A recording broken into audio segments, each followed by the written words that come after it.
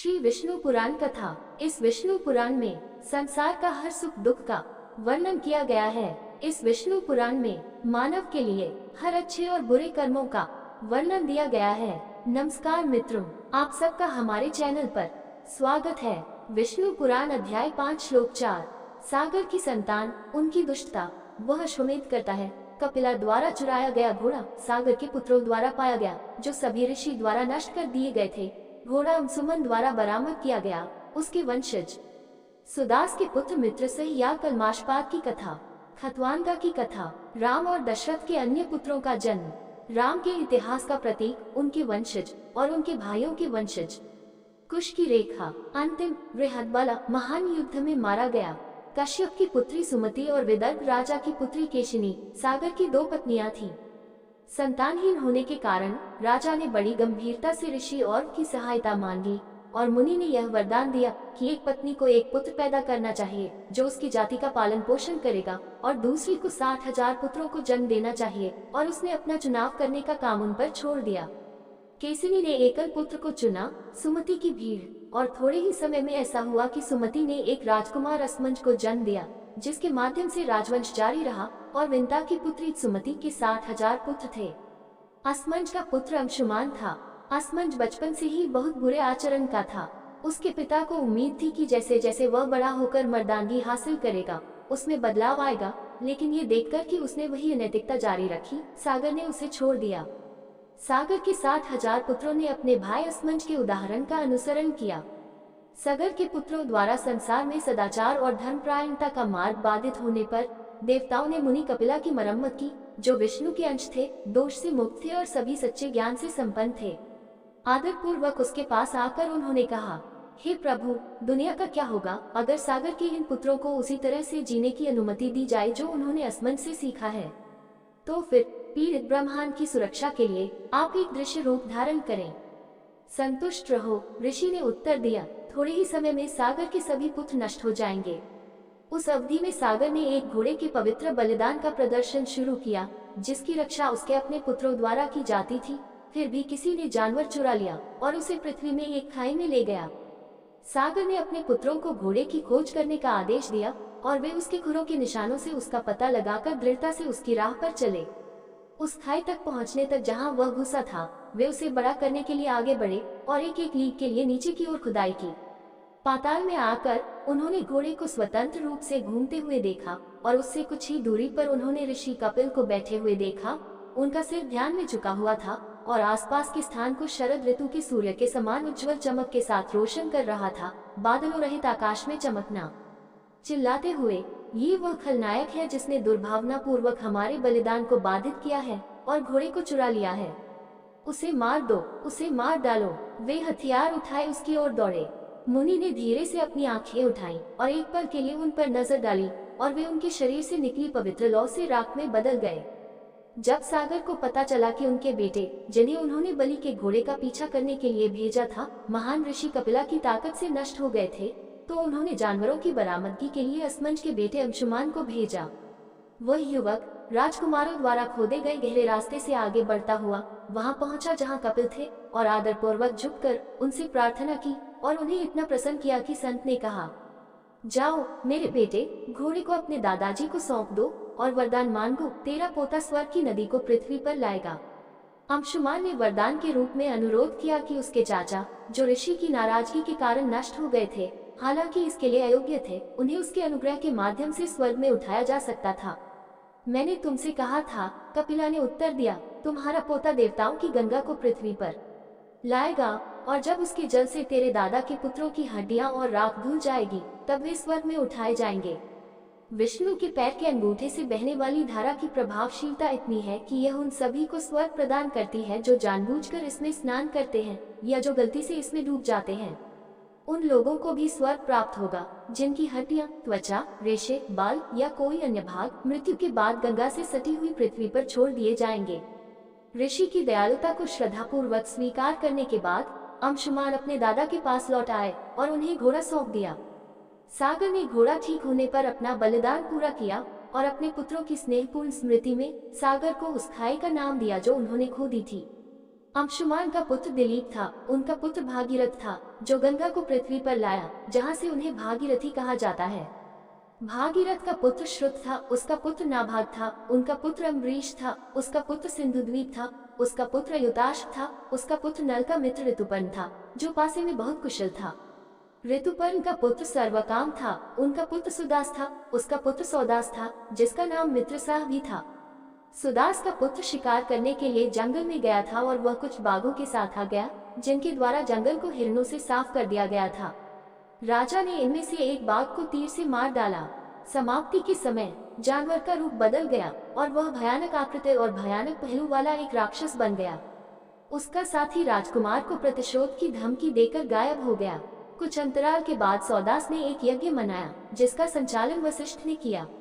अनुष्ठान के समापन पर वशिष्ठ बाहर चले गए। जब मारे गए राक्षस का साथी राक्षस बाघ का रूप धारण करके वशिष्ठ का रूप धारण कर आया और आकर राजा से बोला, अब जब बलिदान समाप्त हो गया है तो तुम्हें मुझे खाने के लिए मांस देना होगा, इसे पकने दो और मैं तुरंत लौट आऊंगा। ये कहने के बाद वह पीछे हट गया और खुद को रसोई के रूप में बदलकर कुछ मानव मांस पहन लिया, जिसे वह राजा के पास लाया, जिसने इसे सोने की थाली में प्राप्त किया और वशिष्ठ के पुनः प्रकट होने की प्रतीक्षा की। जैसे ही मुनि लौटे, राजा ने उन्हें पकवान पेश किया। वशिष्ठ को राजा में शालीनता की ऐसी कमी पर आश्चर्य हुआ, जैसे कि उन्हें खाने के लिए मांस की पेशकश। उन्होंने विचार किया कि यह क्या होना चाहिए जो इस प्रकार प्रस्तुत किया गया था, और अपने ध्यान की प्रभावकारिता से पता चला कि यह मानव मांस था। उनका मन क्रोध से उत्तेजित हो गया और उन्होंने राजा को श्राप देने की निंदा करते हुए कहा, चूंकि आपने मुझे वह चीज देकर जो खाने योग्य नहीं है, देकर हम जैसे सभी पवित्र लोगों का अपमान किया है, अब से आपकी भूख भी इसी तरह के भोजन से उत्तेजित होगी। यह आप ही थे। राजा ने क्रुद्ध ऋषि को उत्तर दिया, ये भोजन तैयार करने की आज्ञा किसने दी थी? मेरे द्वारा। वशिष्ठ चिल्लाए, ऐसा कैसे हो सकता था? और फिर से ध्यान का सहारा लेकर उन्होंने पूरी सच्चाई का पता लगा लिया। तब उसने राजा के प्रति सारी अप्रसन्नता पर काबू पाते हुए कहा, जिस भोजन के लिए मैंने तुम्हें दंड दिया है वह सदैव तुम्हारा आहार न बनेगा, ऐसा केवल 12 वर्ष तक रहेगा। राजा, जिसने अपनी हथेलियों में पानी ले लिया था और मुनि को शाप देने के लिए तैयार था, अब मानता था कि वशिष्ठ उसके आध्यात्मिक मार्गदर्शक थे। और जब उसकी रानी मदेती ने उसे याद दिलाया कि एक पवित्र शिक्षक, जो उसकी जाति का संरक्षक देवत्व था, के अपमान की निंदा करना उसके लिए बुरा होगा, तो उसने अपना इरादा छोड़ दिया। वह पृथ्वी पर पानी फेंकने को तैयार नहीं था, ताकि वह अनाज को सूखा न दे, क्योंकि वह उसके शाप से गर्भवती थी, और उसे हवा में फेंकने में भी उतना ही अनिच्छुक था कि ऐसा न हो कि वह बादलों को उड़ा दे और उनकी सामग्री को सुखा दे। वह इसे अपने ही पैरों पर फेंक दिया। उनके क्रोधित प्रहार से जल की गर्मी से झुलसकर राजा के पैर काले और सफेद हो गए, और तब से उन्हें कलमाशपद या चित्तीदार कलमाशा पैरों-पात का नाम मिला। वशिष्ठ के श्राप के परिणाम स्वरूप राजा 12 वर्षों तक दिन के हर छठे पहर नरभक्षी बन गया, और उस अवस्था में वह जंगलों में घूमता रहा और बहुत से मनुष्यों को निगल गया। एक अवसर पर उन्होंने एक पवित्र व्यक्ति को अपनी पत्नी के साथ रंगरेलियां मनाते देखा। जैसे ही उन्होंने उसका भयानक रूप देखा, वे डर गए और भागने का प्रयास करने लगे, लेकिन राजसी राक्षस ने आगे बढ़कर पति को पकड़ लिया। तब ब्राह्मण की पत्नी ने भी भागना बंद कर दिया और उस जंगली जानवर से अपने स्वामी को छोड़ देने की विनती करते हुए चिल्लाने लगी, तुम मित्र सह इक्ष्वाकु के शाही घराने का गौरव हो, कोई दुष्ट राक्षस नहीं। स्त्रियों का स्वभाव जानने वाली, तेरे स्वभाव में यह नहीं कि तू मेरे पति को ले जाए और खा जाए। लेकिन सब व्यर्थ था, और उसकी बार बार की गई प्रार्थनाओं की परवाह किए बिना उसने ब्राह्मण को खा लिया, जैसे एक बाघ हिरण को खा जाता है। ब्राह्मण की पत्नी ने क्रोध से क्रोधित होकर राजा को संबोधित किया और कहा, चूंकि तुमने एक विवाहित जोड़े की खुशियों में बर्बरता पूर्वक खलल डाला है और मेरे पति को मार डाला है, इसलिए तुम्हारी मृत्यु तुम्हारी रानी के साथ संबंध बनाने का परिणाम होगी। इतना कहकर वह अग्नि में समा गई। अपने शाप की अवधि समाप्त होने पर सौदास घर लौट आए। अपनी पत्नी मदेती द्वारा ब्राह्मणी के अपमान की याद दिलाए जाने पर उन्होंने वैवाहिक संभोग से परहेज किया, और परिणाम स्वरूप वे निसंतान थे। लेकिन वशिष्ठ की प्रार्थना से मदयंती गर्भवती हो गई। हालांकि 7 साल तक बच्चा पैदा नहीं हुआ, तब रानी ने अधीर होकर एक नुकीले पत्थर से गर्भ को विभाजित कर दिया, और इस तरह उसका प्रसव हुआ। तब से बच्चे का नाम अश्मक रखा गया, आसमान से एक पत्थर। अश्मक का पुत्र मूलक था। जब पृथ्वी पर योद्धा जनजाति का सफाया हो गया था, तो उसे कई महिलाओं ने घेर लिया था और छिपा दिया था। जहाँ से उन्हें नारी कवच कवच के लिए महिलाओं को रखना नाम दिया गया। मूलक के पुत्र दशरथ थे, उसका पुत्र इलाविला था, उनका पुत्र विश्वसर था, उनका पुत्र खटवांगा था, जिसे दिलीप भी कहा जाता था, जिसने देवताओं और असुरों के बीच लड़ाई में देवताओं और असुरों द्वारा अपनी सहायता के लिए बुलाए जाने पर बाद के कई लोगों को मार डाला। इस प्रकार स्वर्ग में देवताओं की मित्रता प्राप्त करने के बाद उन्होंने उससे वरदान मांगने की इच्छा की। उसने उनसे कहा, यदि कोई वरदान मुझे स्वीकार करना है तो कृपा के रूप में मुझे बताओ कि मेरे जीवन की अवधि क्या है।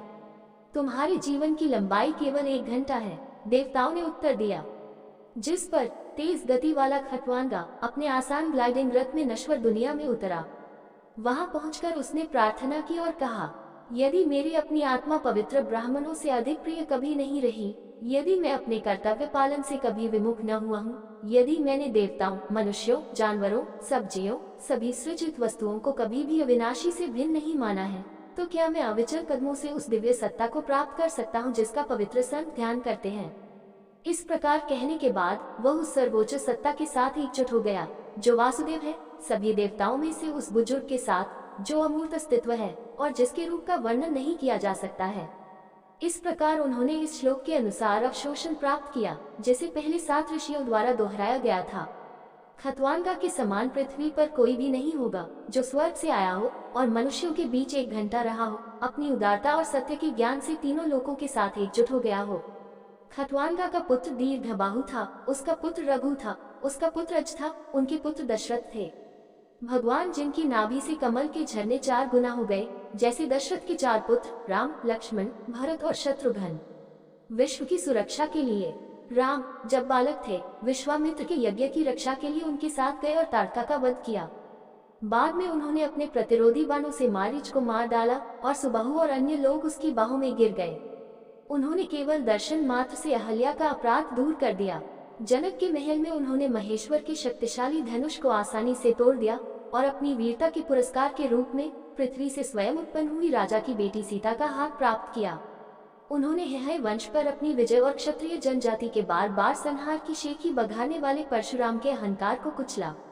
अपने पिता की आज्ञा का पालन करते हुए और संप्रभुता के नुकसान का कोई अफसोस न रखते हुए वह अपने भाई लक्ष्मण और अपनी पत्नी के साथ जंगल में प्रवेश कर गया, जहां उसने संघर्ष में विराट, खरदूषण और अन्य राक्षसों, बिना सिर वाले विशाल कबंध को मार डाला और वानरराज बाली समुद्र पर पुल बनाकर और संपूर्ण राक्षस जाति को नष्ट करके उसने अपनी दुल्हन सीता को पुनः प्राप्त किया, जिसे उनका 10 सिरों वाला राजा रावण ले गया था और उसके साथ अयोध्या लौट आए। जब वो उसकी कैद से निकली मिट्टी से अग्नि परीक्षा से शुद्ध हो गई थी और इकट्ठे हुए देवताओं द्वारा सम्मानित किया गया था, जिन्होंने उसके गुणों की गवाही दी थी। गंधर्वों की बड़ी संख्या को नष्ट करने के बाद भरत ने खुद को उनके देश का स्वामी बना लिया और शत्रुघ्न ने मधु के पुत्र राक्षस प्रमुख लवन को मारकर उसकी राजधानी मथुरा पर कब्जा कर लिया। इस प्रकार अपनी अप्रतिम वीरता और शक्ति से पूरी दुनिया को दुष्ट राक्षसों के प्रभुत्व से बचाकर राम, लक्ष्मण, भरत और शत्रुघ्न फिर से स्वर्ग चले गए और कौशल के लोगों ने उनका अनुसरण किया, जो उनके प्रति बहुत समर्पित थे। ये परम विष्णु के अवतारी अंश हैं। राम और उनके भाइयों के 2 पुत्र थे। कुश और लव राम के पुत्र थे। लक्ष्मण के अंगद और चंद्रकेतु थे। भरत के पुत्र तक्ष और पुष्कर थे और सुबाहु और शूरसेन शत्रुघ्न के पुत्र थे। कुश का पुत्र अतिथि था, उनका पुत्र निषद था, उसका पुत्र नल था, उसका पुत्र नभास था, उसका पुत्र पुंडरिक था, उसका पुत्र क्षेमधन्वन था, उसका पुत्र देवानिक था, उसका पुत्र अहनागु था, उसका पुत्र परिपात था, उसका पुत्र दला था, उसका पुत्र छला था, उसका पुत्र उक्था था, उसका पुत्र वज्रनाभ था, उसका पुत्र शंखनाभ था, उसका पुत्र अभ्युत्थितश्व था, उनका पुत्र विश्वसर था, उनका पुत्र हिरण्यनाभ था, जो शक्तिशाली योगी जैमिनी का शिष्य था और उसने याज्ञवल्क्य को आध्यात्मिक अभ्यासों का ज्ञान दिया था। इस पुण्यात्मा राजा का पुत्र पुष्य था, उनका पुत्र ध्रुव संधि था, उसका पुत्र सुदर्शन था, उसका पुत्र अग्निवर्ण था, उसका पुत्र शीघ्र था, उनका पुत्र मरु था, जो भक्ति योग की शक्ति से अभी भी कालापा नामक गांव में रह रहा है और भविष्य के युग में सौर वंश में क्षत्रिय जाति का पुनस्थापक होगा। मरु का प्रशुश्रुत नाम का एक पुत्र था, उसका पुत्र सुसंधि था, उसका पुत्र अमृषा था, उसका पुत्र महास्वत था, उसका पुत्र विश्रुतवत था और उसका पुत्र बृहदबल था, जो अर्जुन के पुत्र अभिमन्यु द्वारा महान युद्ध में मारा गया था।